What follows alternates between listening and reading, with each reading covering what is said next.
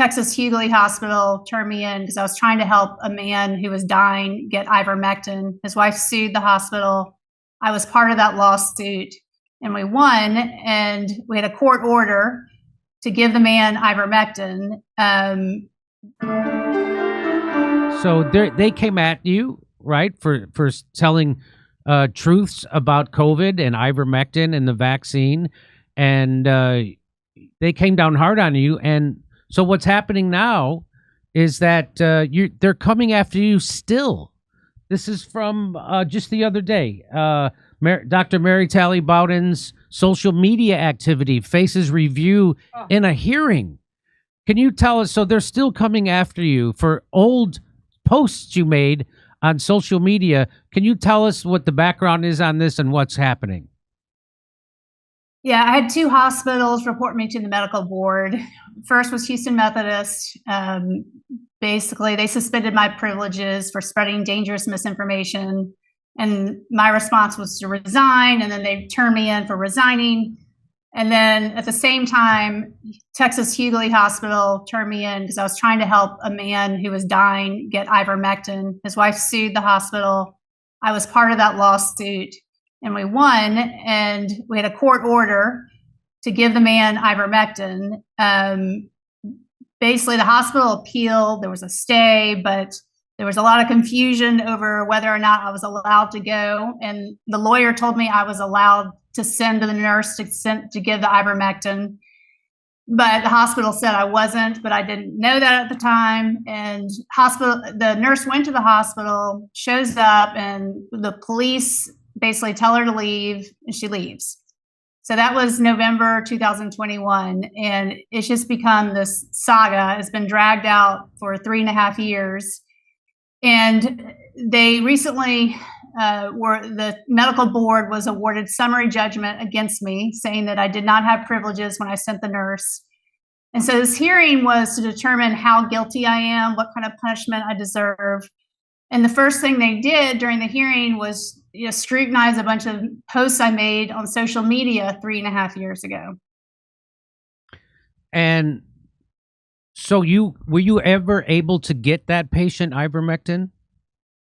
No, he never got it. He did make it out of the hospital, but he could never make a full recovery. He lost half of his body weight, and he died April 11th, 2023. Wow, that is sad. And so this is they're trying to take away your medical license. Is that what this is about? Well, they're trying to sanction me. I don't know that they would take my license away for this, but they offered me initially to make it all go away if I paid them $5,000 and agreed to do 8 hours of CME and retake the jurisprudence exam, which is a legal exam all doctors have to take. And I just said, no way, I don't want to do that. And I was hoping for a public hearing, but right before the hearing was scheduled, they filed a motion for summary judgment, and the judges awarded it to them. So I didn't get my hearing. Wow. So you don't even get your day in court. And so what you're in the medical field. You must interact with lots of other licensed professionals.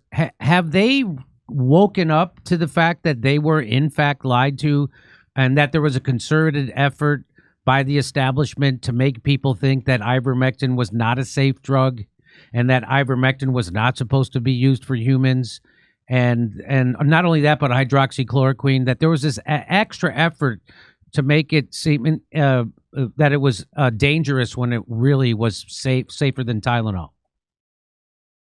There's been some shift. I mean, I saw 2 radiologists today in my office who were, they'd both gotten multiple shots, and now we're having issues, and we're fully aware of what had happened. But I asked them, okay, what about your colleagues that you hang out with? They're like, oh no one sees it yet, which I found surprising. I see more online. I see a lot of doctors online speaking out more than I used to. But I don't know that many doctors are where I am. And is that because, we're I give so much, we used to before COVID, put so much faith into doctors and we revere them, right?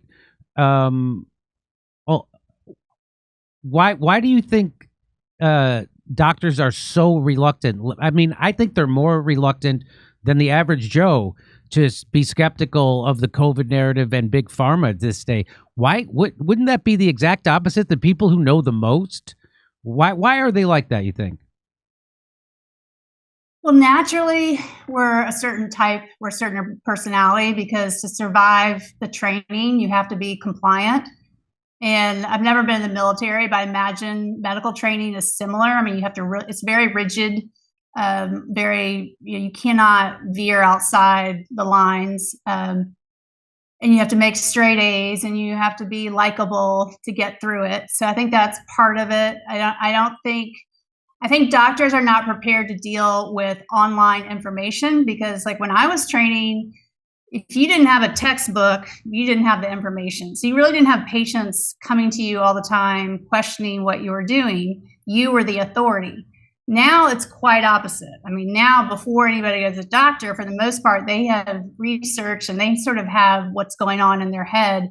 And doctors don't like that, because, it is a lot of training and we do see a lot. And then when you're constantly being questioned, you dig your heels in. I think a lot of it is financial, that, most doctors are employees now, the vast majority. And if they're not employees, they are tied to a third party that, has a little say in how they treat patients. And I'm different. I call myself third party free because I don't contract with any third parties. But that's unusual. And that, like it or not, that guides a doctor's decisions to some degree. So I think it's multifactorial. It's just doctors are not like they used to be. I mean, the doctors that trained me, some of them were wonderful. I mean, they were ahead of their time. They were outspoken and, almost rebellious in some degree, but it's just a different, they're a different nature now. And so what is are you still waiting for a decision on this case? Yes. And so do they give you a date when we'll know what the result is?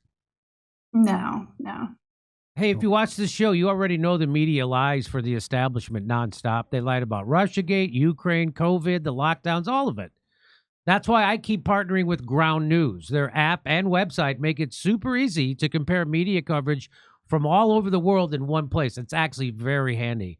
Like on Trump saying Zelensky is prolonging the war by refusing to cede Crimea to Russia. Well, if you go to Ground News/JD, you'll get instant access to nearly 600 articles covering it worldwide.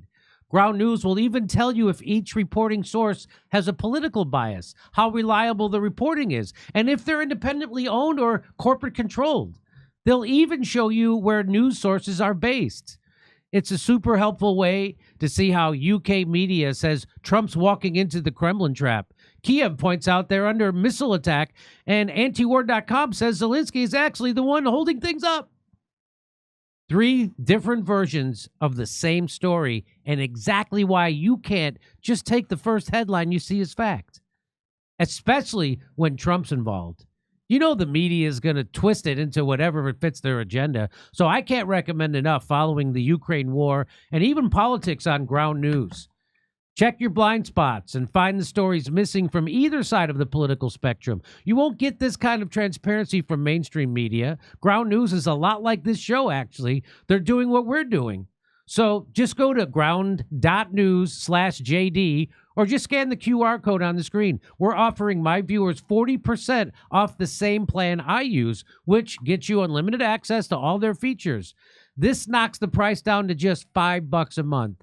Subscribing not only supports an independent news platform working to make the media more transparent, it also supports this show and everything we do here. Come see us live in Los Angeles, Buffalo, Toledo, Montreal, Ottawa, Glasgow, Manchester, Belfast, Dublin, London, Liverpool, Birmingham. Go to jimmydore.com for a link for tickets.